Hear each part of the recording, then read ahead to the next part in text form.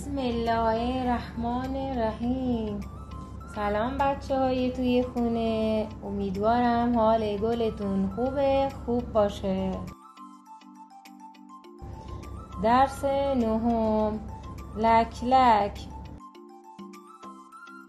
توی تصویر چی میبینیم؟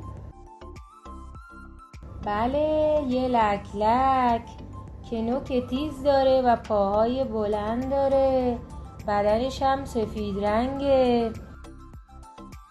کنارش گنجشک آبی رنگ میبینیم که در حال پروازه. سمت راست یه کبوتر نوک قرمز میبینیم که بالهاش هم سفید رنگه، در حال پروازه. کنار اون یه اردک قرار گرفته که بدنش طلایی رنگ و نوکش حنایی رنگ. درس نهم، درس لک لک.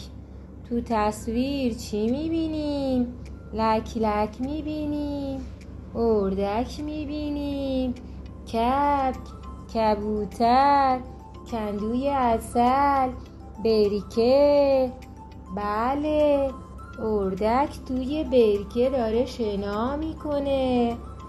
این کلمات جدید درس کبوتر، اردک، گنجشک، هر سه تا نشانه جدیده که صدای جدید ک داره رو با رنگ قرمز شما مشاهده میکنید. بله بچه های توی خونه، کبوتر، اردک، گنجشک. بریم سراغ کارت های بعدی. تو این کارت ها شما لک لک میبینید، کندو میبینید و کبک. لک لک پاشو آورده بالا، کندو هم مربوط به عسل و زنبور عسله. کبک هم که یه پرنده است.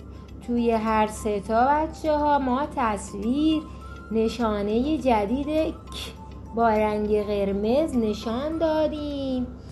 بریم سراغ روخانی درس.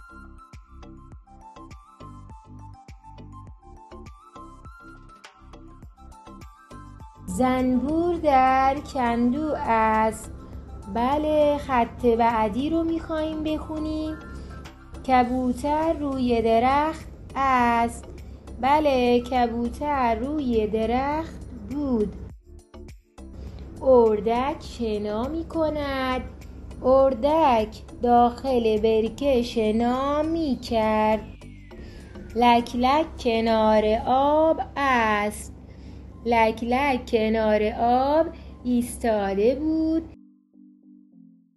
بله، نشانه جدید ک آخر، ک غیر آخر.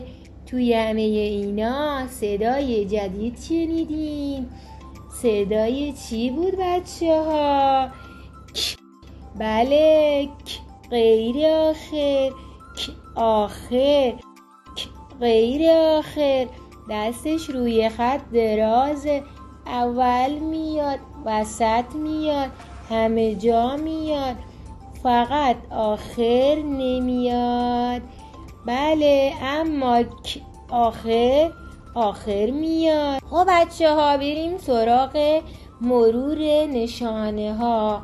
این نشانه ها رو یاد گرفتین. امروز هم که نشانه ک رو یاد گرفتین. غیر آخر، دستش روی خط دراز، اول میاد، وسط میاد، همه جا میاد، فقط آخر نمیاد. لک لک، اردک. بریم سراغ بررسی کارت ها. کبوتر صدای اول چی میشنویم؟ نشانه ک قرمز رنگ نشون داده شده. لک لک. لک لک توی هر دو تا قسمت، هر دو تا بخش صدای آخر وجود داره. کندوی عسل. ببینیم کدوم نشانه ک رو دارن. تصویر بعدی رو شما چی میبینید؟ کبک اردک میبینیم. تصویر بعدی اردک صدای ک داره رو با رنگ قرمز شما مشاهده میکنید. گنجشک صدای ک آخر اومده. خب بچه های توی خونه شما هم چند تا کلمه پیدا کنید که آخرشون یا اولشون صدای ک داشته باشه. بچه های توی خونه تا یه برنامه دیگه شما رو به خدای بزرگ میسپارم. خدا نگهدارتون.